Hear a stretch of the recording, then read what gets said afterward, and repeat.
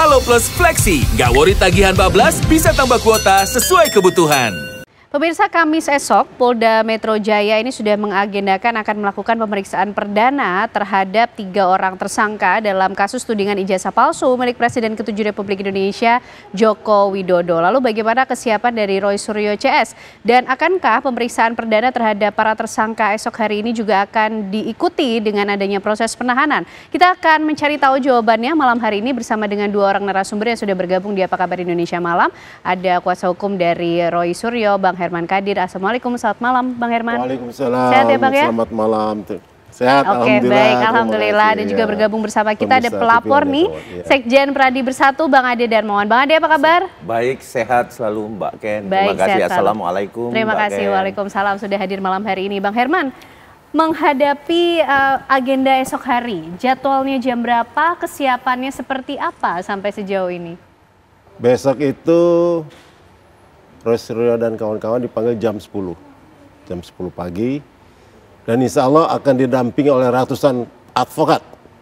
Ratusan ya Bang ya? ya? 100 advokat sudah disiapin untuk tampil besok. Dan itu bermacam organisasi advokat, ada Pradi Bersatu juga anggota saya, gabung semua banyak. Ada dari HAPI, ada dari IPHI, ada dari AAI, gabung semua besok. Para advokat, bahkan ada dari seluruh luar kota. Tujuannya apa Bang? Sampai ratusan yang kemudian hadir ikut mendampingi pemeriksaan perdana besok? Ya, karena ini perkara bukan main-main, bukan ecek-ecek gitu loh. Ini perkara yang berhadapan dengan mantan RI 1, jadi wajar lah kita persiapkan benar, matang gitu loh. Tapi sudah siap betul artinya sudah ya? Sudah siap, dan kita udah rapat-rapat terus, kita bahas terus, kaji terus secara hukum. Baik. Jadi jelas ya, artinya besok itu insya Allah Mas Roy dan kawan udah siap lah. Nah yang penting lagi, kita ini sampai sekarang ya, objeknya itu sampai sekarang belum jelas. Objek perkaranya itu, yaitu itu hal yang masih dirasa mengganjal. Iya, itu yang masih menjanggal kita. Maupun ada buktinya 800, mau ada saksinya 120. Sepanjang objek ini belum jelas, maka itu akan rontok semua. Itu analisa. Masih dengan keyakinan itu, ya, Bang Herman. Saya bawa objeknya itu. Oke, baik. Bang Ade, ini gimana nih? Ini bukan masalah yang main-main sehingga nanti ratusan lawyer ini ya akan ikut mendampingi bagaimana pemeriksaan besok. Saya. Nah, termasuk juga kenapa ini serius, tadi siang Bang Ade hadir di Polda Metro Jaya. Apa agendanya Bang? Jadi gini Mbak, tadi kita pada hari Senin itu ada pemanggilan dari pihak penyidik. Kapan bisa datang ke Polda Metro. Kemudian karena kesibukan kemarin hari Senin itu kami nggak sempat untuk hadir di Polda Metro. Sehingga hari Selasa pun itu kita masih ada kegiatan-kegiatan. Jadi hari Rabu lah pada saat hari Selasa kami sampaikan besoklah kami datang ya, akhirnya hari ini kami datang memenuhi panggilan itu. Oh ternyata secara formilnya jadi bahwa surat-suratnya diterima semua, baik itu SP2HP dan SP2T, surat pemberitahuan penetapan tersangka kepada pelapor. Tentu Pak Jokowi juga sudah mendapatkan itu dan kuasa hukum Pak Jokowi ya utamanya. Jadi semua pelapor kena kita setara antara Pak Jokowi dengan kami karena sama-sama pelapor. Nah sekarang ini saya melihat bahwa bukan gawangnya yang bergeser. Karena kan ada beberapa tanggapan dari Mas Roy mengatakan bahwa ini gawang digeser. Ini nanti nggak ada objek. Itu sebenarnya hal yang saya bisa sampaikan bahwa bukannya gawangnya yang bergeser, tetapi objek perkaranya saat ini memang yang diinginkan teman-teman lawyer adalah objek perkaranya ijazah. Sehingga baik itu digital maupun analog menjadi objek yang paling penting di sini. Nah, ketika kemudian mana ijazahnya, tentu ada institusi yang bisa memperlihatkan nanti itu di pengadilan, karena sesuai dengan janji Pak Jokowi bahwa dia akan memperlihatkan bila dibutuhkan oleh hukum. Karena menurut Bang Herman tadi kan objeknya belum jelas Bang, tapi kenapa sih buru-buru sekali nampaknya Bang? Kalau nggak jelas sebenarnya kita gini, jangan menafikan apa yang ada Mbak Ken. Ya, pertama pada saat gelar perkara, terus pada saat Puslap dan lain-lain mengadakan konferensi pers di Mabes Polri, objeknya kan udah kelihatan. Ya kan? Cuman tidak diyakini bahwa inilah ijazahnya. Kan bukan kami. Atau Bapak Insinyur Joko Widodo yang tidak meyakini itu ijazah saya. Kan kami juga nggak perlu, Pak Jokowi utamanya tidak perlu mengakui bahwa itu ijazah saya, sebenarnya kalian sudah lihat. Tetapi menjadi pertanyaannya adalah, ini mau lihat atau mau pegang? Itu tuh pertanyaan di situ. Kalau mau pegang, ya tentunya kan Pak Jokowi yang berhak untuk memberikan Anda untuk memegang. Tim Roy Suryo misalkan, katakanlah seperti itu. Nah, tapi kalau untuk melihat saja udah dilihat kok. Nah, pertanyaannya lagi ada timbul, mau lihat yang fotokopi atau yang asli? Kan itu. Nah, kalau yang asli sesuai dengan fotonya sudah ada, sudah dilihatkan bukti digitalnya ada, ya kan? Nah, sisa analognya kan. Nah, makanya ada pertanyaan, mau fotokopinya atau aslinya nih? Nah, fotokopinya udah didapat tuh kemarin. Ada ya kan di KPU dan lain sebagainya. Tidak ada perubahan. Ini menurut analisa saya. Tidak ada perubahan apa-apa. Baik Bang Ade, sampai itu gimana Bang Herman menanggapi apa yang tadi sudah disampaikan Bang Ade? Di level pemeriksaan Mabes Polri itu jangan dihentikan proses penyelidikannya.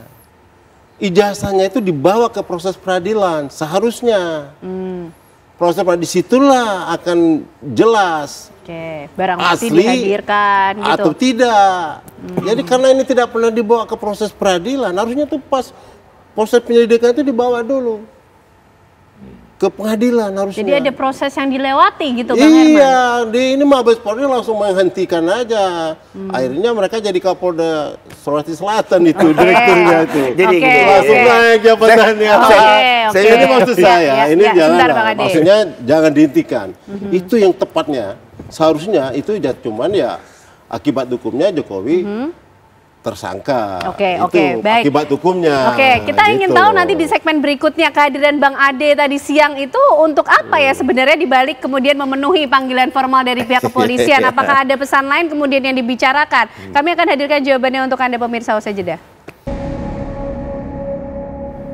Baik pemirsa, kita lanjutkan diskusi kita malam hari ini. Tadi Bang Ade sempat tertahan ingin menyampaikan tanggapannya, sekaligus saya juga ingin mempertebal pertanyaan saya tadi Bang. Hari ini kedatangan Bang Ade dan rekan-rekan untuk memenuhi proses formal dari pihak kepolisian. Tapi ada pesan lainkah yang coba kemudian untuk diungkapkan pada kehadiran hari ini?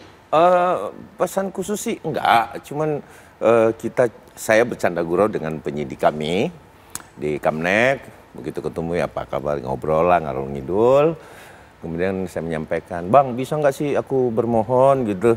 Oh bisa saja Bang, apapun itu namanya permohonan kan sah-sah saja. Saya bilang nggak, yang penting nggak melanggar hukum, jangan sampai dikatakan lagi kok kucul-kucul advokat public defender yang bagian dari Peradi Bersatu tiba-tiba memohon ini nih, jadi viral lagi kan. Jadi permohonannya apa? Pas saat kami berjumpa saya cuma menyampaikan kepada penyidik kami bahwa boleh nggak sih bermohon, apa tuh Bang? Saya bilang ya paling tidak lakukanlah penahanan ya, ditahan aja dah. Kenapa? Saya bilang begitu. Kenapa kami ingin bukan menghukum atau ada sentimen pribadi, tidak. Ini tidak berhenti Mbak Ken. Tidak ada efek jerah Mbak Ken. Kita perhatikan dari begitu lamanya kasus ini mulai. Kalau mau jujur itu 2020 sudah diposting. Itu sudah diposting dan kami ada cuitan beliau, saya nggak sebut namanya tapi cuitan salah satu tersangka itu tahun 2020 itu sudah dimulai. Sampai sekarang bisa bayangkan Mbak Ken bahwa isu ini betul-betul diorkestrasi, dikemas sedemikian rupa untuk meyakinkan publik bahwa Bapak Insinyur Joko Widodo berijazah palsu.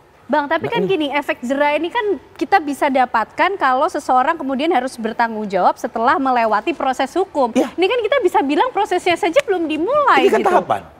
Tahapan lidik, sidik, BAP, penahanan dong. Tersangka kan, penahanan dong. Karena kan pasal itu kan dapat dilakukan penahanan. Kan lebih dari 5 tahun. Katakanlah, nggak usah deh kena pasal 35 kejauhan, itu 12 tahun, agak ngeri banget kan. Tetapi walaupun itu terbukti sebenarnya ya. Tapi kalau pasal 160 dah, penghasutannya misalkan, itu kan 6 tahun. Itu kan bisa ditahan. Nah, jangan dipilih-pilih itu pasal 310, 311. Ini bukan 310, 311 lagi. Kenapa? Karena perdebatan demi perdebatan yang ada di ruang publik saat ini adalah konteksnya, objeknya adalah ijazah. Jadi bukan lagi pada konteks siapa dicemarkan siapa. Tetapi pada konteks objek perkara telah bergeser menjadi ini loh palsu. Ini bukan lagi penghinaan, bukan lagi pencemaran, karena sudah melibatkan beberapa institusi. Jadi ya seperti yang dikatakan Abang tadi, bahwa ini sudah kasus yang udah mulai melebar kemana-mana. Terus yang udah sedikit lagi. Sedikit saja. Sedikit lagi. Bahwa semakin banyak pengacara. Saat ini 2026 baru bisa disahkan ya bahwa lawyer sudah bisa interupsi di ruang penyidikan. Tapi untuk saat ini yang berlaku di OKP, 1000 pun pengacara yang datang di Polda Metro Jaya pasif. Baik, itu hak lah ya masing-masing. Bang Herman gimana nih, kesiapannya sampai sejauh apa kalau kemudian ada pihak-pihak yang mendorong pemeriksaan perdana ini diikuti oleh penahanan terhadap 3 orang tersangka, Bang? Permohonan. Sebenarnya itu udah intervensi. Nggak boleh dong. Biasa minta ditahan. Ngaco itu. Jadi gini, itu intervensi. Jadi itu bisa tersinggung polisinya. Bisa tersinggung. Kalau ada intervensi gitu kan nggak boleh, Pak.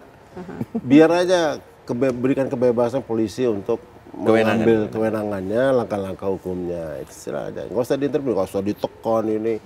Ya mentang-mentang mantan presiden. Karena kalau nggak ditahan katanya akan terus mencari gitu, Bang Herman. Jadi gini, ini masalah kebenaran. Artinya masalah kebenaran hukum. Artinya saya bilang, nah itu sudah jelas kan saya bilang. Kenapa Mabes Polri menghentikan penyelidikan itu? Itu kan momennya sebenarnya. Momennya untuk dibawa ke Lapkrim yang dibuat persidangan biar hakim yang menyatakan itu asli atau tidak. Itu sebenarnya. Tapi di situ dihentikan, ya. Nah, kalau satu lagi, kalau mantan Kabar Reskrim Pak Sunur Aji bilang itu harus dibawa ke Petun. Nah, di Petun itu ada kendala juga. Kendalanya di mana itu ada 90 hari. Alat bukti ditemukannya itu 90 hari wajib kewenangannya. Daluarsa. Dan itu udah masuk bukan daluarsa, tidak bisa lagi digugat di TUN kalau 90 hari. Nah, masuklah ranah perdata. Nah, perdata ini sebenarnya ada bisa. Tapi kan di perdata itu kan sudah banyak yang menggugat. Tapi tetap tidak berani hakim itu memeriksa untuk ijazah Jokowi dan tidak pernah diperlihatkan. Kenapa ya, Bang, tidak berani? Ya itu tadi, kenapa harus disembunyikan? Prof Jimli bilang susah-susah amat liatin aja, kata Prof Jimli. Kata Ibu Megawati susah-susah amat liatin aja lah. Kata Bang Ade sudah diperlihatkan. Iya kan udah. Kata Prof Ode Komarudin bilang, udah liatin aja udah. Iya kan, tinggal diri yang ngomongin gitu loh. Apa sih susahnya gitu loh. Jadi sampai sekarang itu tidak muncul gitu loh. Ijazah asli yang benar dikatakan asli itu tidak pernah muncul di permukaan. Tapi kemarin, dari kemarin itu Roy Suryo dan kawan-kawan sudah ke KPU, sudah ke KPUD Solo, KPUD Provinsi DKI dan KPUD Nasional. Ternyata memang benar yang dipakai oleh Jokowi untuk mendaftar sebagai wali kota, mendaftar sebagai gubernur DKI, mendaftar sebagai calon presiden, itu memakai ijazah yang pernah difotokopi dan ditampil oleh Sandi itu. Nah, itu sama persis. Nah, kalau itu, ya kan, oh jelas menurut Rusya itu pasti 199% palsu kata menurut Roy Suryo itu 90% kalau pakai jasa itu. Itu memang jadi itulah ijazah itulah. Itu menurut siapa itu? Hati-hati loh, ini kita ini lawyer ya. Iya, klien saya bilang. Oh, kliennya. Ini baru lawyer nih. Itu 99% kalau ijazah itu yang dipakai untuk mendaftar sebagai calon presiden pada waktu itu palsu dah. Itu pendapat kliennya. Bukan pendapat Bapak secara pribadi kan? Ya itu ya. Artinya tapi tetap siap ya. Saya kan bukan peneliti. Karena berbicara saya kan klien, kuasa hukum. Oke. Jadi gimana Bang Ade? Jadi gini, sebenarnya yang diinginkan bukan menunjukkan ijazah gitu loh. Pengen gini nih, ini asumsi dan analisa saya nih begini nih kayaknya nih, modelnya keinginannya kelompok mereka. Pak Jokowi itu hadir, pers conference, hadir, memanggil mereka, menyerahkan ijazah kepada mereka. Ini lo ijazahku, mohon diteliti. Ini nih keinginannya. Pertama tujuan mempermalukan. Lihat, presidennya takut sama saya. Oke. Lihat, mantan presiden ke-7 aja gak berani. Ini tujuan mereka. Kok bisa berasumsi seperti itu, Bang Ade? Kalau mau dilihat kan udah Mbak Ken. Oke. 15 Polri sudah kan? Jadi dirasa cukup sebetulnya. Sebenarnya cukup kan, tapi kan tidak ada apa namanya, tidak ada niat baik sebenarnya. Ini waktu gelar kedua. Gimana? Sebentar, ini kan maaf ya, ini gelar kedua. Gelar kedua itu kan dikabulkan oleh Kapolri. Ya kan, dihadirkan semua. Ya kan, dihadirkan semua para yang ini, Suros, CS dan semua. Dari pihak lawyer sana juga hadir lawyer Jokowi. Nah, udah ditunggu-tunggu ijazah aslinya itu. Nggak ada. Oke. Nggak ada. Tidak sesuai ekspektasi ya, Pak? Iya, gimana katanya mau dibawa. Oke. Datang Bang Egy bilang, wah impossible. Ya susah. Oke. Jadi yang dibawa, yang mat biru Jadi itu nggak ada. Tidak ada keinginan yang sama di antara keduanya ya? Nggak mau dilihatkan juga gitu loh. Padahal itu udah jelas. Sudah jelas, aku udah ngomongnya pokoknya dilihatkan lah semua ini di situ, dipaparkan. Sampai kita juga sudah siap dengan konsep ini. Bang, tapi apapun itu perdebatan yang kemudian sudah berlangsung semenjak beberapa waktu lalu, esok hari Bang Herman bersama klien sudah siap sepenuhnya untuk memenuhi pemeriksaan atau bahkan sampai misalnya tadi ternyata intervensinya dikabulkan. Kalau untuk mendampingi semua ada siap. Wah, di situ ada 100 lawyer berpikir. Artinya kita udah siap semua. Pasif. Oke, baik. Kita tunggu bagaimana. Cuman kan besok pasti jadi boleh dampingi cuma 1 orang. Oke, baik. Kita tunggu ya, kita tunggu besok bagaimana prosesnya berlangsung. Pemeriksaan perdana terhadap 3 orang tersangka. Oke, kita tunggu nanti bagaimana kita akan menghadirkan informasi selengkapnya untuk Anda pemirsa. Esok kita ikuti bersama. Terima kasih Bang Herman, terima kasih Bang Ade untuk perbincangannya malam hari ini dan diskusi tadi pemirsa sekaligus mengakhiri kebersamaan kita di Apa Kabar Indonesia malam hari ini. Saya Kenana dan saya Tiara Haraha. Pemirsa, sesaat lagi Anda dapat menyaksikan program Indonesia Business Forum bersama dengan Celia Alexandra. Kami pamit, terima kasih, sampai jumpa.